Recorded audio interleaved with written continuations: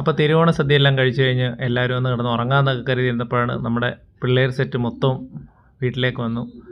അപ്പോൾ നമ്മുടെ ഇങ്ങനെയുള്ള കൂട്ടായ്മകളാണല്ലോ ഓണം. അപ്പോൾ എല്ലാവരും വന്നപ്പോൾ വസുവിന് വളരെ ഹാപ്പിയായി. അവൻ്റെ യഥാർത്ഥ ഒരു മൂഡിലേക്ക് എത്തി. അപ്പോൾ പിള്ളേർ സെറ്റ് എല്ലാവരും വന്ന സ്ഥിതിക്ക് നമുക്ക് കുറച്ച് ഓണക്കളികളുമായിട്ട് അവരുടെ കൂടെ കൂടാമെന്ന് കരുതി. അപ്പോൾ ഇപ്പോൾ റീൽസിൽ ട്രെൻഡിങ് ആയിട്ട് ഓടിക്കൊണ്ടിരിക്കുന്ന കുറേ ഗെയിമൊക്കെയാണ് നമ്മളെടുത്തത്. അപ്പോൾ പിള്ളേരും റീൽസ് കാണുന്നതിൽ ഒട്ടും പുറകിലല്ലാത്തത് കൊണ്ട് അവർക്ക് ആ ഗെയിമൊക്കെ അറിയാം.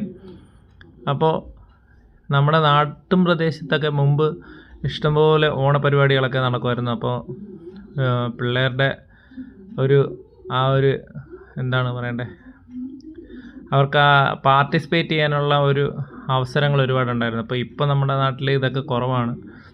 അപ്പോൾ ഇനിയിപ്പം തിരുവോണം കഴിഞ്ഞിട്ടുള്ള ദിവസങ്ങളിലാണ് പൊതുവേ ക്ലബ്ബുകളൊക്കെ ഇങ്ങനെയുള്ള മത്സരങ്ങളൊക്കെ സംഘടിപ്പിക്കുന്നത്. അപ്പോൾ മത്സരങ്ങളൊക്കെ ഇനി ഉണ്ടാവുമെന്ന് പ്രതീക്ഷിക്കുന്നു. പിള്ളേരെന്തായാലും അവർ സ്വന്തം നിലയിൽ കുറച്ച് ഗെയിമൊക്കെ ഇതേപോലെ തട്ടിക്കൂട്ടി. പിന്നെ കണ്ടുകൊണ്ടിരിക്കുന്ന നമുക്ക് അതൊരു സന്തോഷമായിരുന്നു.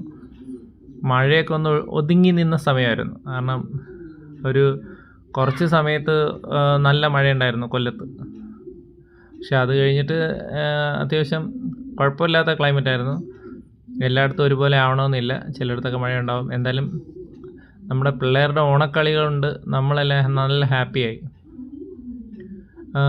വെറൈറ്റി ഗെയിംസൊക്കെയാണ് പരീക്ഷിക്കണമെന്ന് ആഗ്രഹിച്ചത്. അപ്പോൾ ഇപ്പോൾ നമ്മളെ സംബന്ധിച്ച് നമുക്ക് കുറച്ച് സ്പേസേ ഉള്ളൂ. അപ്പോൾ ആ സ്പേസിൽ പറ്റുന്ന ഗെയിംസ്, മഴയും എല്ലാം ഒരു ബാധകമാകുന്ന ഘടകമാണല്ലോ. ഇപ്പോൾ എന്തായാലും പിള്ളേർക്ക് കുറച്ച് ഗെയിംസൊക്കെ കൊടുത്തു. നല്ല രസമായിരുന്നു കണ്ടുകൊണ്ടിരിക്കാൻ തന്നെ. അപ്പോൾ അവരും എൻജോയ് ചെയ്തു.